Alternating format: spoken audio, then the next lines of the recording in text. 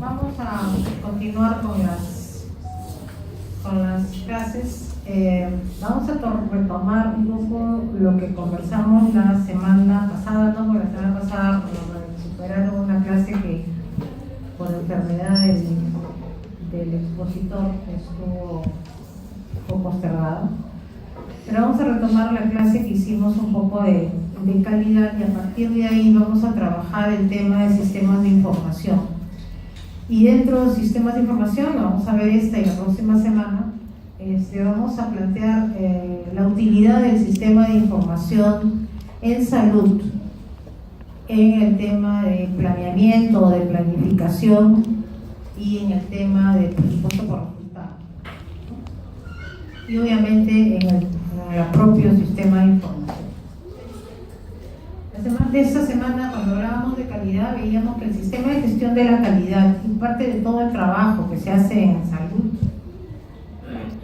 tiene que ver con 4 componentes grandes. Un tema que es el tema de la planificación, hagamos o no hagamos, y ahora se supone que todo lo que hacemos lo hacemos dentro del concepto de calidad. Tenemos que planificar en base a calidad, pero planificar todas las acciones que hacemos. Teniendo el qué hacer, tenemos que ver cómo se puede hacer a través de la organización. Y dentro del qué hacer y analizar procesos, podemos hacer un mejoramiento de la calidad y asegurar la calidad a través de garantía de la calidad, ¿no? Entonces son procesos constantes que se hacen a lo largo del quehacer de salud y que debe ser un tema constante, y veíamos que la parte de mejoramiento de la calidad nos debería llevar a un camino hacia la excelencia, ¿no? Entonces tenemos planeamiento, organización y el tema de procesos con mejoramiento de la calidad como 3 grandes procesos dentro del quehacer de salud y dentro de todo el quehacer que podamos, cualquier actividad que desarrollamos. Y nos queda un cuarto componente importante que nos va a llevar a, de alguna u otra manera, a hacer retroalimentación de los 3 primeros. Y ese es el monitoreo y la información del usuario, hablando de calidad, pero en general es el sistema de información. Si no tenemos un sistema de información, si no sabemos qué hacemos, cómo vamos, cómo estamos caminando, no vamos a poder tener resultados claros y concisos de las cosas, si la organización está respondiendo, si no está respondiendo, si lo que hemos planificado tiene sus efectos y sus resultados deseados, y obviamente si el mejoramiento de la calidad está justamente caminando hacia lo que queremos. Entonces, el sistema de información es un pilar importante en todo lo que hagamos, ¿sabes? Para poder hacer un seguimiento de las cosas que trabajamos siempre, ¿no? Y eso es lo que muchas veces nos demoramos y tenemos dificultades para trabajar, ¿no? Entonces, nos vamos a ver qué cosa es un sistema de información en salud. Lo trabajamos con un conjunto de acciones que son de orden, por un lado, técnico, que nos permita tener definiciones, ¿no? Para saber qué cosa es lo que vamos a desarrollar, pero por otro lado un grupo de actividades operativas que deben estar ordenadas y que deben estar orientadas hacia recoger o a copiar información, analizar información, y lo más importante, porque si estas 2 cosas se hacen porque está escrito en una norma, ¿no? El acopio y el análisis de información, pero el tema de interpretación y sobre todo el tema de utilización y toma de decisiones es lo que muchas veces se deja de lado, ¿no? O sea, acopiamos mucha información porque se registra información por diferentes cosas, porque la tradición nos dice que hay que reportarlo, pero el tema de interpretación y de utilización de los datos a veces se deja de lado, y cuando queremos hacer una búsqueda de algo, nos encontramos que se halla información de muchos años que, al no haber sido analizada y al no haber sido interpretada, se encuentran un montón de errores que no se conciben con lo que en la realidad está pasando, ¿no? Entonces, El sistema de información es bueno hacer el acopio, pero también es bueno hacer el análisis, interpretar, y que esa información nos sirva realmente para tomar decisiones, ¿no? Y que nos permita finalmente mejorar la capacidad operativa del sistema de salud en que estamos. Y nos va a permitir fijar metas, prioridades, definir luego políticas y luego apoyar la gestión de los programas o de la misma institución. Entonces, este es un poco lo que el sistema de información de salud, o cómo es que está definido el sistema de información de salud. ¿Cuáles son los componentes que reconocemos dentro del sistema de información en salud para trabajar? Por un lado, tenemos tres tipos de componentes. Por un lado tenemos las estadísticas de rutina, ¿no? Que son aquellas acopios sistemáticos de información de todo lo que es la morbilidad, actividades preventivo-promocionales, que son realizadas en los diferentes establecimientos de salud. Aquí, ¿qué tendríamos? Tendríamos, por ejemplo, ejemplos.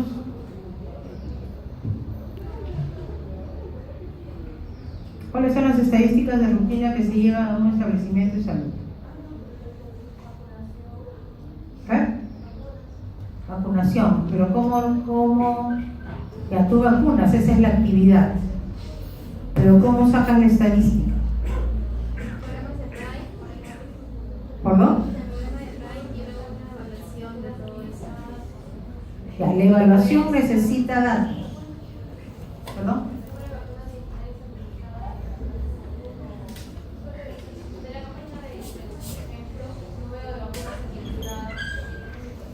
Ya. ¿Cómo, de dónde sacas eso?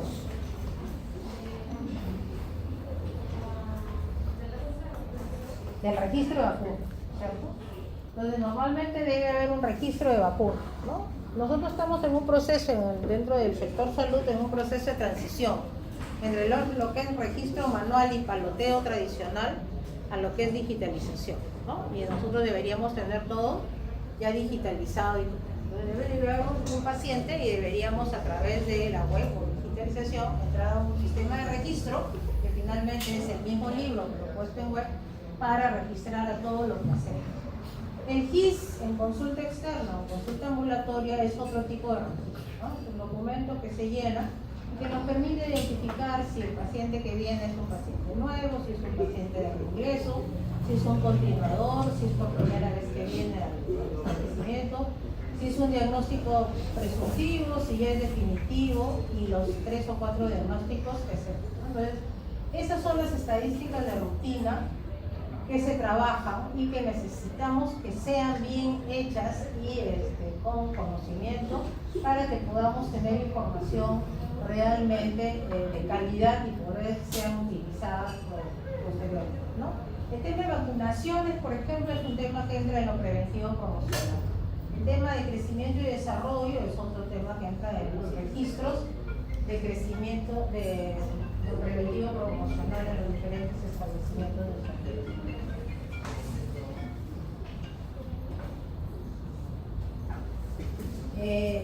Por otro lado tenemos un segundo tipo de sistema de información, son todas las estadísticas vitales y lo que es vigilancia epidemiológica, ¿no?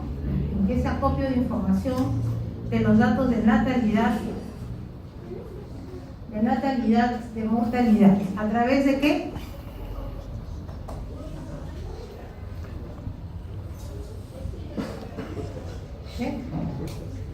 Encuestas, certificado a estadísticas vitales. ¿Cómo sabemos datos de natalidad?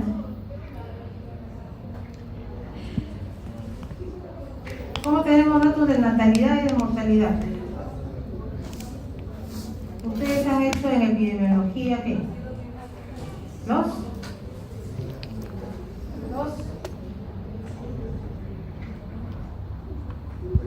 ¿Cómo sabemos datos de natalidad? Quien atiende un parto llena un certificado de nacimiento, ¿no? ¿Y a dónde van los certificados de nacimiento? ¿Quiénes son papás? ¿Qué han hecho cuando ha nacido un bebé? Les dan la partida de nacimiento y ¿qué hacen con ella? ¿La guardan? ¿Ah? Van a la RENIEC, van a la municipalidad a inscribirlo y después a la RENIEC a sacarle su DNI, ¿no es cierto? Ese registro de nacimientos, eso es lo que se convierte en estadísticas vitales.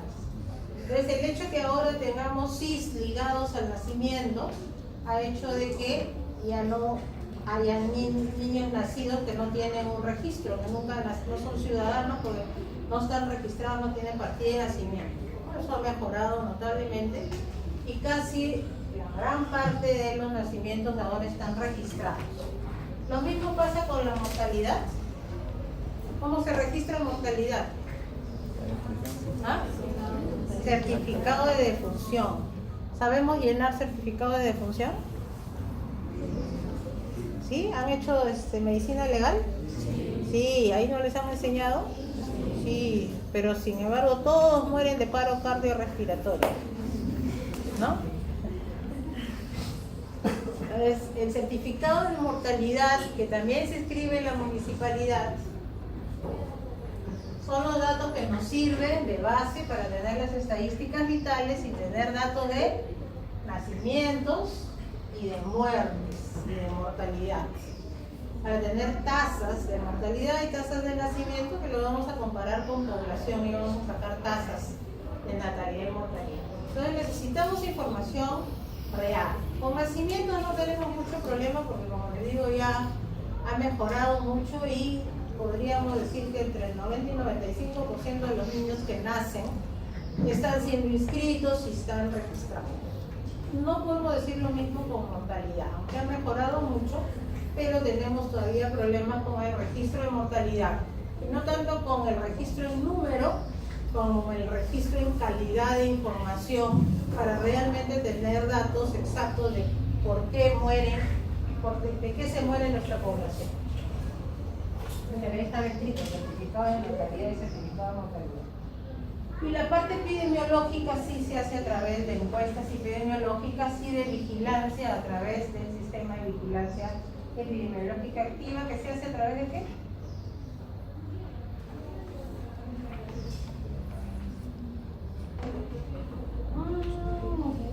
Ustedes se olvidan de las clases. ¿Cómo se hace el sistema de vigilancia? ¿Cómo sabemos que hay casos de polio? ¿Ah? ¿Qué? ¿Cómo? ¿Cómo sabemos que hay casos de sarampión? Que se tiene que notificar. La notificación diaria, semanal o mensual, según el tipo de enfermedad, hace que tengamos vigilancia epidemiológica y tenemos reporte de casos.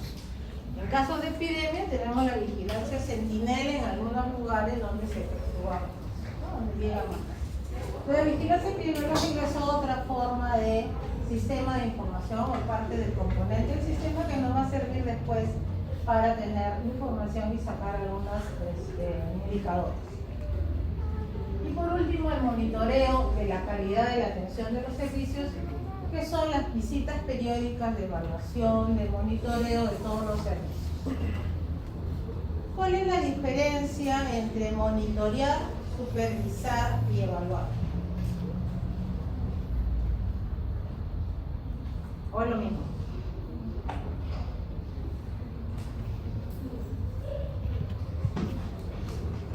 ¿Cuándo supervisamos?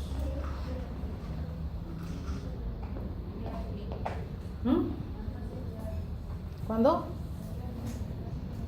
No escucho. ¿Diaria? Ya, pero ¿qué hacemos en la supervisión?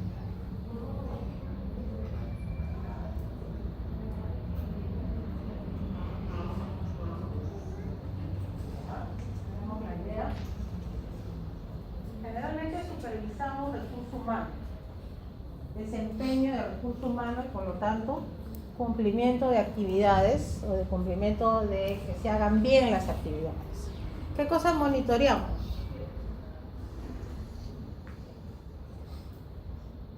Monitoreamos procesos, ¿no? El proceso para vacunación. ¿Qué tenemos que monitorear para un proceso de vacunación? La cadena de frío. Cadena de frío. La aplicación de las vacunas. La aplicación de las vacunas. El personal. Ya, ahí tienes que monitorear si tienes personal, si tienes cadena de frío, si tienes jeringas, si tienes biológicos, si el biológico está dentro del tiempo, ¿sí? ¿Qué más? Que tengas un ambiente. En todo el proceso de vacunación debemos vigilar, monitorearlo para ver si todo está correcto, ¿no? Si llegó la vacuna, si llegó la cadena de frío. Para campañas de vacunación se usa mucho si llegaron si se cumplió el flujo del proceso para poder llegar. Y finalmente la evaluación sí es evaluación por resultados de indicadores, ¿no? Evaluamos indicadores y podemos evaluar la atención de salud o el servicio de salud. Entonces, 3 componentes grandes: el sistema de estadísticas de rutina, el tema de estadísticas vitales y vigilancia epidemiológica y el tema de monitoreo de la calidad. Monitoreo que incluye también, en este caso, supervisión y evaluación.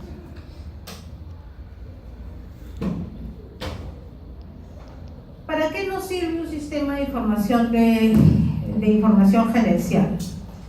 Un sistema de información gerencial nos sirve para 4 cosas importantes. Una primera cosa, que es la más grande, es el tema de análisis de situación de salud.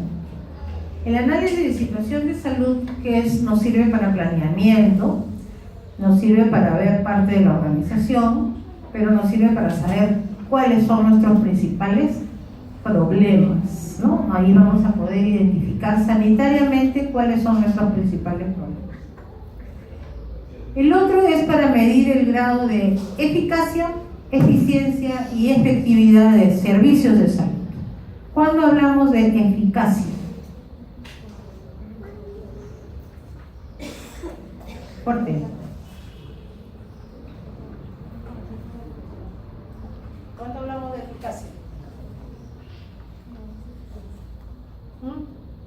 Cuando se cumple con los objetivos. Cuando se cumple con el objetivo. Ya, programo hacer, ya vamos a tomar el ejemplo de la vacuna. 1000 vacunas y hago 1000, ¿no es cierto? Soy eficaz, he hecho y he cumplido mi objetivo. ¿Cuándo hablamos de eficiencia? Los cumple los objetivos, pero con el menor recurso posible. ¿Recurso? ¿Qué tipo de recurso? Económico.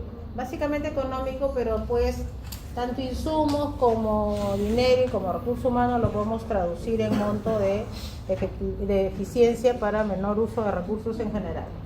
Entonces, si yo en dos poblaciones vacuno a 1000 niños, en uno uso 1000 soles y en otro uso 800 soles, en total, ¿dónde hay más eficiencia? ¿Ah? El que gastó 800.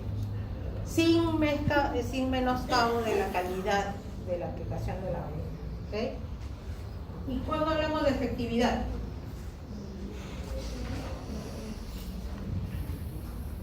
Somos eficaces, somos eficientes, hemos vacunado a 1000 niños, hemos vacunado a poco gasto, y para hablar de efectividad,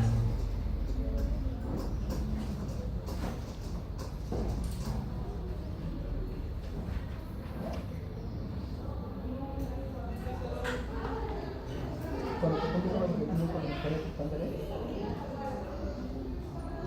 estándar de ley de calidad? de la aplicación de la vacuna.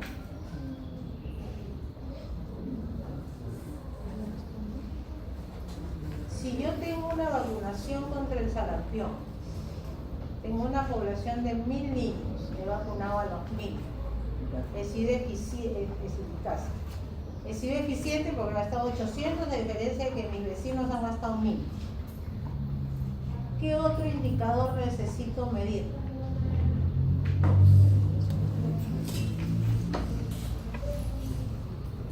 ¿Qué falta?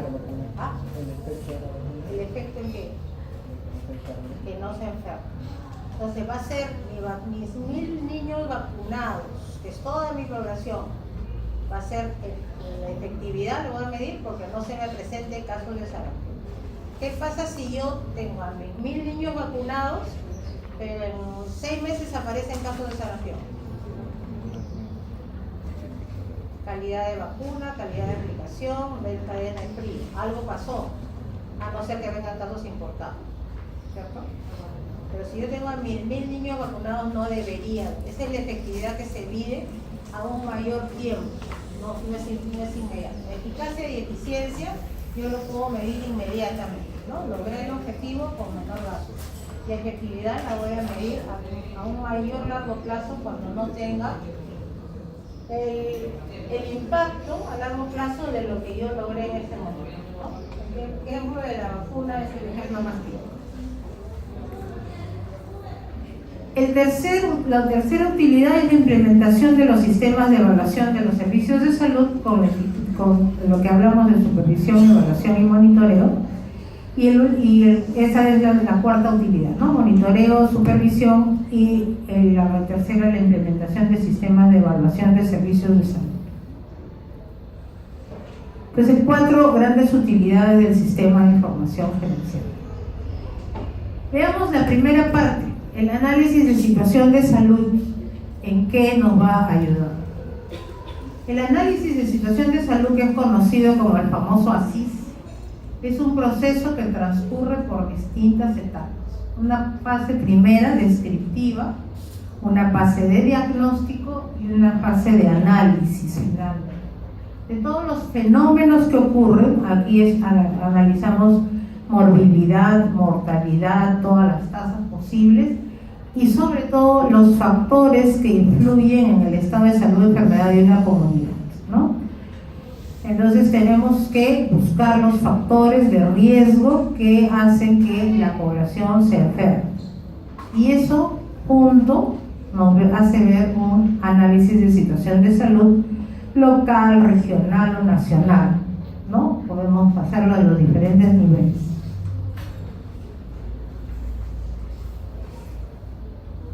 ¿Qué incluye un análisis de situación de salud?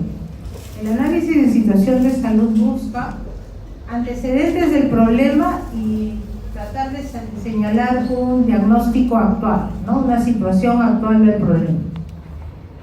Debe establecer tendencias y proyecciones futuras para iniciar un pronóstico. A mí nada me sirve tener un análisis de situación de salud con un corte, con una información transversal exclusiva. Yo puedo tener una información, qué sé yo, de diciembre del 2016, transversal, anual, ¿no? Yo tengo una información importante, voy a tener una información de cuáles son las patologías más frecuentes, pero ahí no voy a poder prever antecedentes, ¿no? Antecedentes de repente históricos que alguien nos cuente. Y tampoco vamos a poder establecer proyecciones porque no sabemos los antecedentes. Entonces los antecedentes nos sirven para poder saber cómo es que viene, si estamos viviendo una epidemia de dengue, cómo es que en los años anteriores ha existido o no esta epidemia en la localidad. Si ha existido mayor número de casos y esos vienen decreciendo, o si ha existido pocos y más bien en todo este año han aumentado notablemente, ¿no? Entonces, la tendencia nos va a hacer ver qué es lo que podemos esperar para el siguiente año. Si estamos en un estado ya de crecimiento, probablemente lo que vamos a planificar es ratificar las acciones que han hecho que eso baje, ¿no? A seguir haciendo el control. Es decir, la cosa está en subida, tenemos que ver qué acciones debemos tomar para que ese diagnóstico y esa enfermedad, esa patología no se siga incrementando, ¿no? ¿Qué acciones debemos tener para prevenir y que el pronóstico no sea tan malo y no siga subiendo? Entonces, por lo tanto, el análisis de situación de salud nos identifica los principales problemas de salud y nos identifica también los factores de riesgo en la salud, ¿no? Son las dos cosas principales que sacamos de un análisis de situación de salud. Cuando hacemos este análisis de situación de salud, para los muy acuciosos, tratan de hacer una recolección de información con un análisis que les demora mucho tiempo. Normalmente un análisis de situación de salud del año 2016 debería estar listo entre los meses de marzo, abril, mayo, más tardar del año siguiente. Sin embargo, muchas veces los así se demoran más allá de eso y eso no es bueno. Yo prefiero tener un análisis un poco menos preciso, pero que me pueda servir para tomar decisiones, a tener un super análisis que lo tenga al año siguiente, que ya no me sirve para tomar decisiones en el momento, ¿no? Entonces, evitar que la recolección y el análisis demande mucho tiempo, ¿no? Y la información, y lo vamos a ver después, vamos a poder tener información externa e interna que se van a complementar. El análisis de información de salud tiene básicamente 7 grandes pasos. Un primer paso es conocer las fuentes de información, de dónde vamos a sacar información. El segundo es el análisis de la demanda, conocer cómo es nuestra demanda, hacer un análisis de la oferta, qué cosa es lo que ofrecemos, y a partir de ahí sacar nuestros problemas. Y lo de abajo, a partir del cuarto, quinto y sexto, es lo que hacemos ya en planeamiento, que es buscar el análisis FODA de fortalezas, oportunidades, debilidades y amenazas, y a partir de ahí identificar y seleccionar los problemas y las prioridades para buscar nuestros nudos críticos, a partir de ahí plantear objetivos. En este tema de análisis de información vamos a desarrollar básicamente los 3 primeros puntos, y los otros quedan porque ustedes han hecho la gerencia y deben haber hecho proceso de planeamiento, ¿no? Entonces vamos a revisar solamente el tema de información. En tema de fuentes de información, tenemos ¿cuántos tipos de fuentes de información?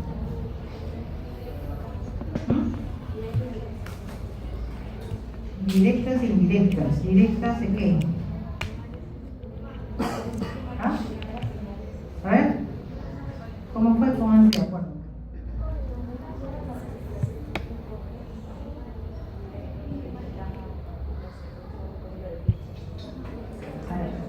Tenemos 2 tipos de información, o 2 fuentes de información. Las fuentes primarias. ¿Qué significa una fuente primaria? Es información que nosotros mismos podemos recolectar. Y obviamente las secundarias son informaciones que ya están hechas y nosotros cogemos para tomar información. ¿Cuáles son un ejemplo de fuente primaria?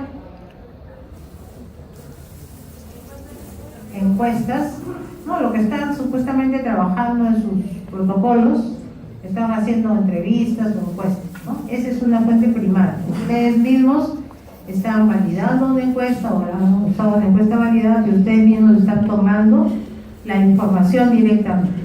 Entonces tenemos 4 tipos de informaciones primarias. La información tipo observación, que nosotros cuando hacemos un monitoreo podemos hacer a través de observación, cuando hacemos supervisión lo podemos hacer a través de observación. Generalmente llevamos un checklist del protocolo, de la actividad o de lo que debe haber en el proceso y empezamos a hacer un checklist de eso, ¿no? Eso es observación.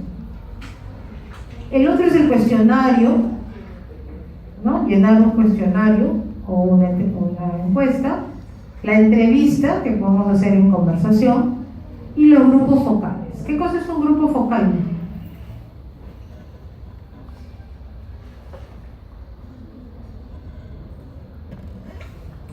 ¿Qué es un grupo focal? No.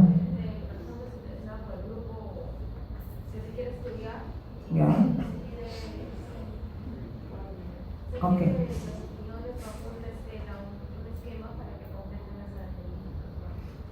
Los grupos focales se usan cuando queremos nosotros validar una encuesta. Una de las formas que tenemos es hacer grupos focales. Si yo voy a aplicar una encuesta en estudiantes de cuarto y quinto de secundaria de un grupo social AB, yo tendré que reunir a un grupo semejante del mismo estatus y del mismo grupo etario para juntarlo previamente y hacer la encuesta. ¿Qué me permite? Validar la encuesta, hacer las preguntas y con ellos entablar una relación que nos permita ver si las preguntas están claras, si se entienden, si el vocabulario es el más adecuado, ¿no? Y si lo que nosotros queremos preguntar los entrevistados o los encuestados han entendido la lógica de la pregunta, ¿no? Entonces es un poco un grupo focal relacionado con la población objetivo que nos permite conocer parte de la población. No podemos hacer grupos focales si queremos implementar un nuevo programa, ¿no? Sacamos a un grupo objetivo a los cuales queremos dirigirnos y sobre ellos empezar a ver cuáles son sus gustos, qué es lo que quieren, cuáles son sus preferencias, si queremos implementar un nuevo programa, un nuevo producto para sacar al mercado, ¿no? Pues se saca mucho con un grupo focal. Son fuentes de información primaria, nos sirven para tener información de primera mano o entenderla nosotros directamente, ¿no? Son 4 tipos de información primaria. Todo el resto de información que usamos son informaciones secundarias. En las informaciones secundarias tenemos las fuentes oficiales, las periodísticas, las financieras, las estadísticas, que ahí tenemos las sociodemográficas, sanitarias y económicas, y todas las fuentes de información bibliográfica que ahora es lo que más usamos, ¿no? Entramos a internet, Google, y empezamos a buscar lo que queremos y nos sale una cantidad de información infinita, ¿no? Con diferentes tipos de publicaciones y internet. Tenemos que tener cuidado qué tipo de información usamos, ¿no? Tenemos que tratar de usar informaciones científicas. ¿Las fuentes periodísticas son válidas para investigación?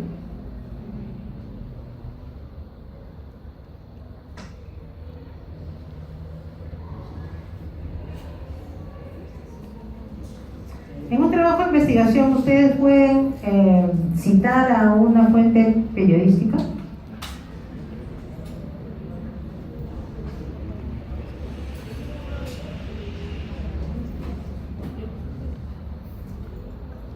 Si esta fuente periodística es un informe de una encuesta que se ha hecho, podrían citarla con pie de página, ¿no?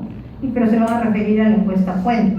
Probablemente van a recurrir realmente a la encuesta fuente, ¿no? El periodismo generalmente rara vez publica cosas propias del periódico, ¿no? Generalmente jala encuestas de alguien que las hizo, entonces se recurre a él. ¿Cuándo es válida una fuente periodística de salud?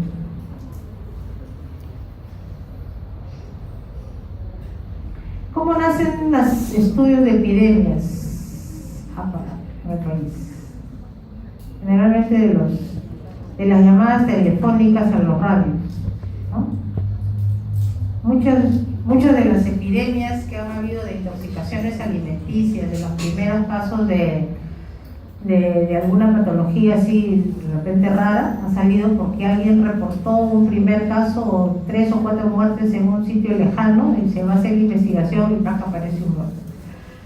Entonces, sobre todo para casos de epidemiología, es importante usar fuentes periodísticas, ¿no? Sí tenemos que hacer caso a este tipo de fuentes porque nos reportan casos que están fuera de la normalidad y que a veces no son reportadas porque están en la misma comodidad y no se reportan, ¿no? Entonces, sí es importante validar las cosas de fuentes periodísticas, ¿no? Nos puede servir como un indicio de que algo está ocurriendo y que deberíamos acudir y evaluar, ¿no? Muchas veces de ahí han surgido pues un montón de casos.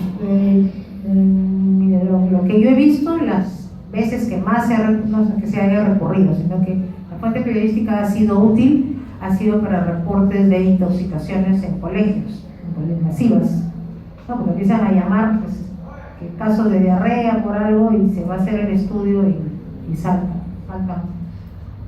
casos a veces que han sido graves, ¿no? Entonces, aquí tenemos las dos fuentes de información, los dos tipos de fuentes de información que se deben usar para el análisis de situación de salud y que tenemos que recurrir para ellos, ¿no? Esa es fuentes de información. El segundo tema es el tema de análisis de demanda. El tema de análisis de demanda, ¿qué cosa es la demanda? ¿Cómo definen demanda?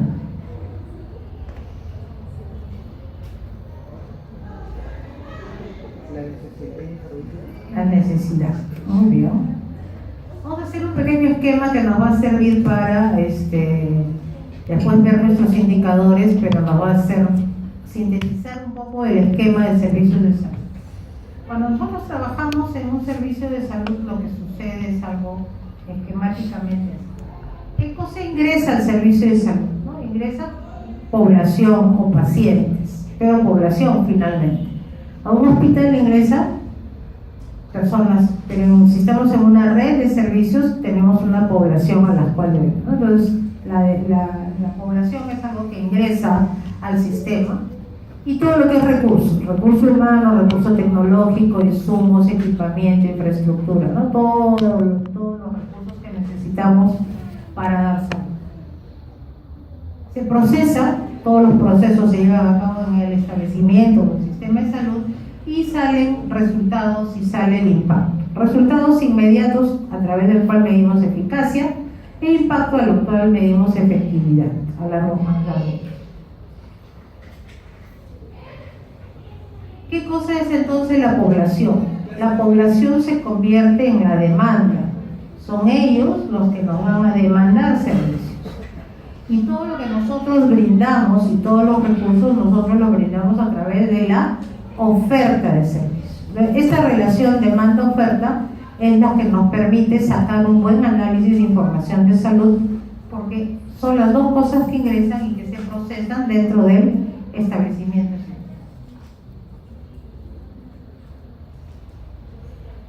¿Qué cosa es la demanda? La demanda es la necesidad, como bien lo dijeron, la necesidad expresada en requerimientos de servicios por parte de la población usuaria. Esa demanda es una necesidad. Las necesidades tienen que sentirse y expresarse.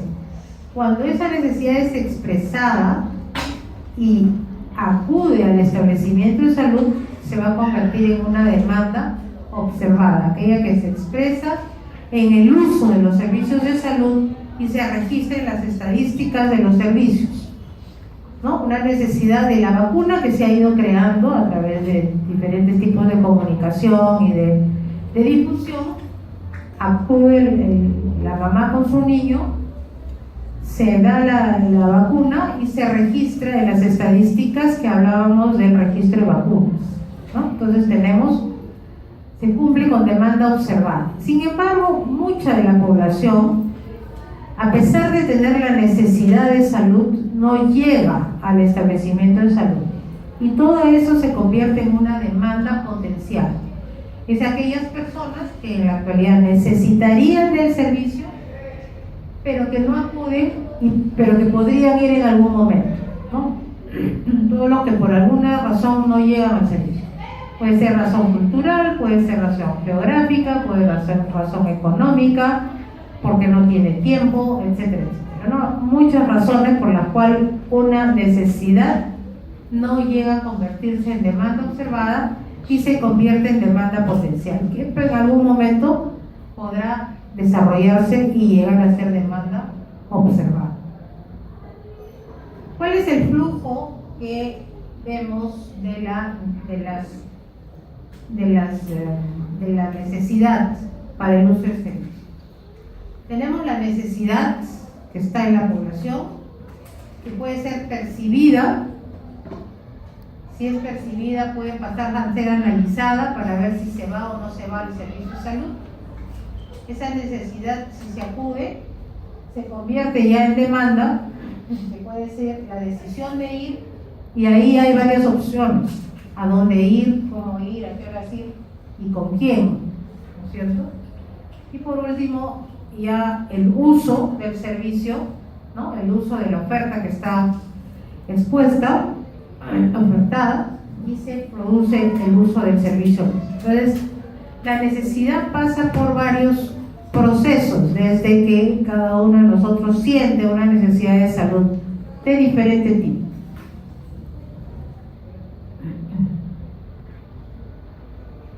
Esta es la relación entre necesidad, demanda y uso. En casos de accidentes, y acá hemos puesto fractura, la necesidad, la demanda y el uso generalmente se superponen. ¿no? Generalmente acuden casi el 100%. A los que no acuden es o no llegaron o no se enteraron, pero en caso de diarrea la necesidad es mucho más grande. No todos demandan salud y el uso es relativamente poco. Y en el caso de planificación familiar, aparentemente el uso es mayor en cuadros de diarrea. Entonces podemos superponer la demanda y la oferta y eso nos da el uso. A ver, estos son ejemplos que se ponen de ver población, la población de referencia, y sobre eso se calcula por porcentajes la demanda potencial y la demanda efectiva, que sería la observada. Este tipo de análisis nos sirve para hacer una programación de las cosas que podrían llegar, que sería la demanda efectiva, sobre los cuales nosotros vamos a programar recursos, personal, infraestructura, equipamiento, para dar atención a esta demanda efectiva. Y esta demanda potencial, podemos ver qué acciones hacer para que esa demanda potencial pueda convertirse en demanda efectiva, ¿no? Acciones de marketeo, probablemente, ¿no? De difusión de las acciones que se hacen en el establecimiento de salud, un poco ofertar lo que es la oferta de servicios para que la población sepa qué cosa es lo que puede encontrar en el establecimiento de salud, pueda ir, ¿no? Entonces, nos permite definir tipos de acciones cuando hacemos un planeamiento, servicios a ofertar y acciones a hacer para que esta demanda pueda llegar a ser efectiva. ¿Qué podríamos hacer acá? Aquí podríamos hacer una encuesta para saber por qué la población, a pesar de que tiene la necesidad de salud, no acude, ¿no? No acude porque los maltratan en el establecimiento, no acude porque es muy caro, no acuden porque no entienden el idioma, ¿no? Hay muchas razones que podríamos ver qué podemos hacer en el establecimiento para mejorar esas razones y poder que esa población pueda acudir al establecimiento.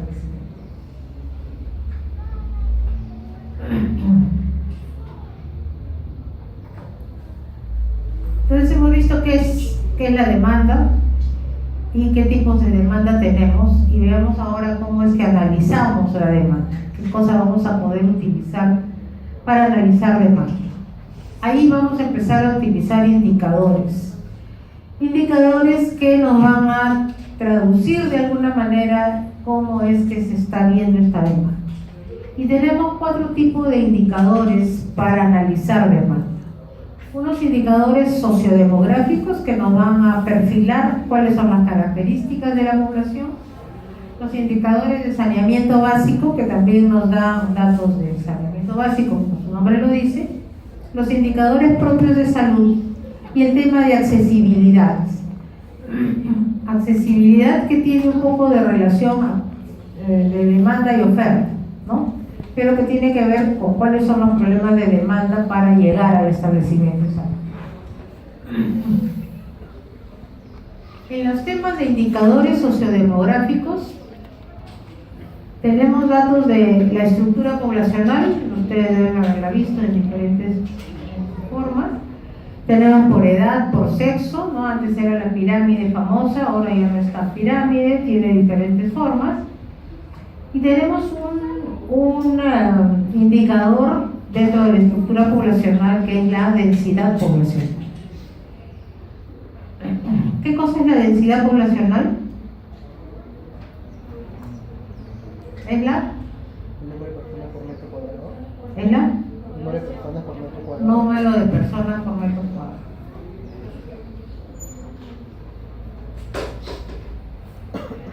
¿Dónde hay más densidad poblacional? Así, sin hacer cálculos primero. Ojo. Barranco. Chorrillos, Barranco. ¿Qué tendríamos que hacer para sacar densidad poblacional? Dividir la población entre el área, ¿no es cierto? ¿Okay? Este es el promedio de una red que tiene 3 distritos. Barranco, Los Ríos y Sucre. ¿Por qué el ejemplo? Por varias cosas. Uno, porque el promedio, que es la red, casi está similar a dos grandes distritos, ¿sí? Si consideramos solo la densidad de la red, estaríamos dejando de lado a un distrito que tiene una densidad poblacional casi el doble de los otros dos distritos. ¿Por qué?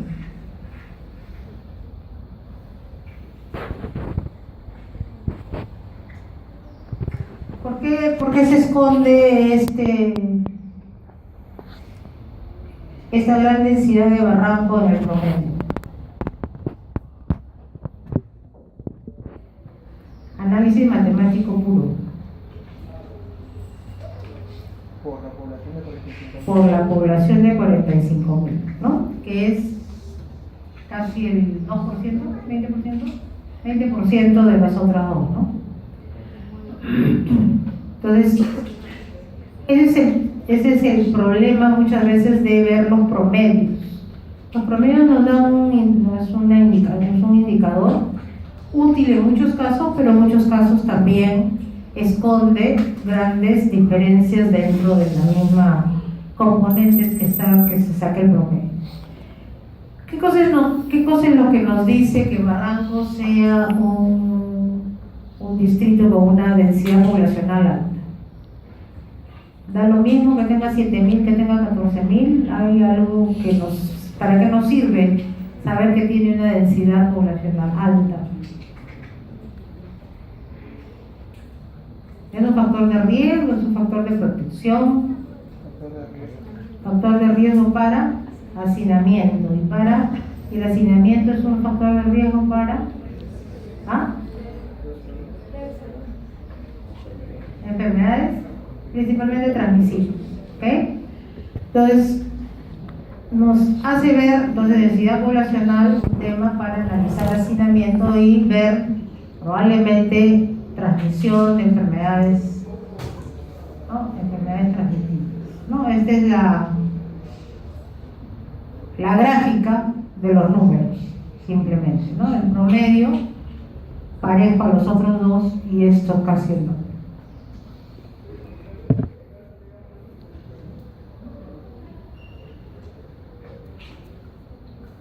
La densidad poblacional es un indicador de la estructura poblacional.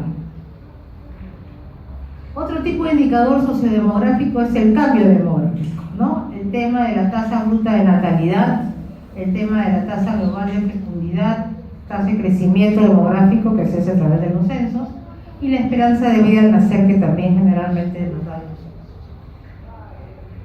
Estas dos creo que es importante tenerlo en cuenta. Hemos hablado de los certificados de nacimiento y es importante saber la tasa bruta de natalidad y diferenciarla de la tasa de fecundidad. En ambos casos usamos nacidos vivos como numerador y lo que nos cambia es los datos de denominador, sobre lo cual comparamos y sacamos la tasa. La tasa bruta de natalidad es nacidos vivos contra la población total, ¿no? ¿Cuántos nacen? Y en el caso de fecundidad estamos hablando de mujeres en edad fértil porque es el dato justamente que da el nombre, ¿no? Fecundidad. En ambos casos estamos usando por 1.000 habitantes. El dato de los 1.000 lo vamos a ver después, lo vamos a poder variar. En algunos casos a discreción, en algunos casos son tasas que ya son tradicionalmente dadas a algún indicador propiamente.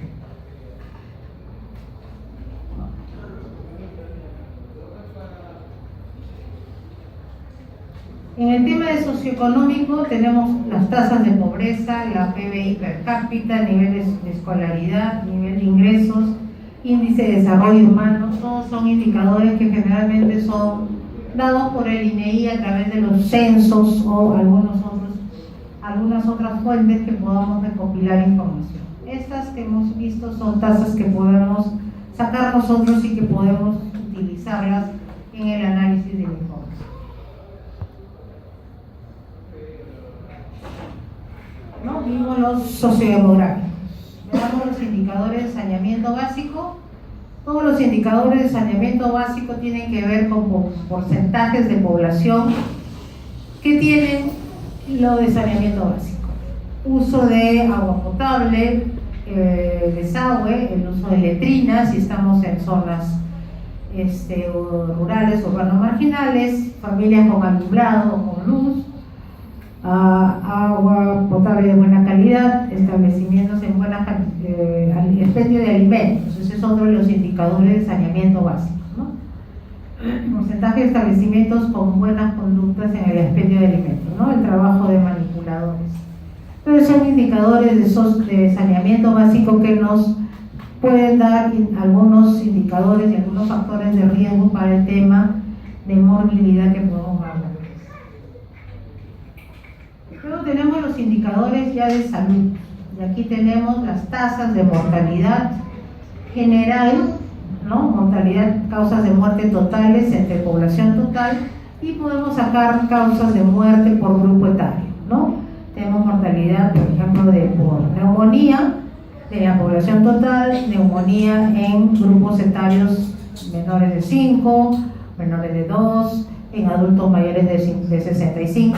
Obviamente el numerador y el denominador tiene que ser relativo, ¿no? Relacionado. Si estoy sacando población mayor de 65 años, buscaré los casos de neumonía en mayores de 65 para ver la tasa de mortalidad que tenga relación.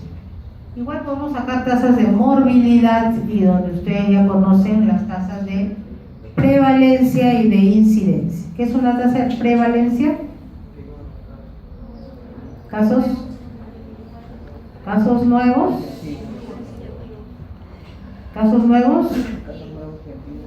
y antiguos. La tasa de prevalencia en los casos nuevos más los antiguos, todos los casos que ya existen. Y la incidencia son los casos nuevos que hayan brotado en el año, en el periodo que estemos estudiando. Factores de riesgo lo trabajan también en los diferentes trabajos de investigación, riesgo absoluto, riesgo relativo, el tema de incapacidad, ¿no? Las tasas de incapacidad, los años de vida potencialmente perdidos y los años de vida ajustados a discapacidad. Los ASIS nacionales y locales generalmente nos dan este tipo de tasas que podemos utilizar.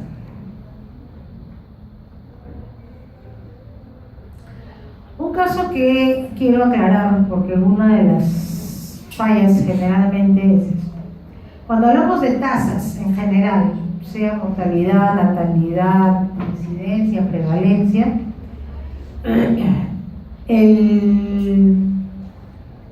la fórmula es número de casos entre población, y normalmente la tasa se relaciona con población y se hace una multiplicación por 1000, por 10.000 o por 100.000 habitantes, y así se expresa la tasa, ¿sí? El tema es que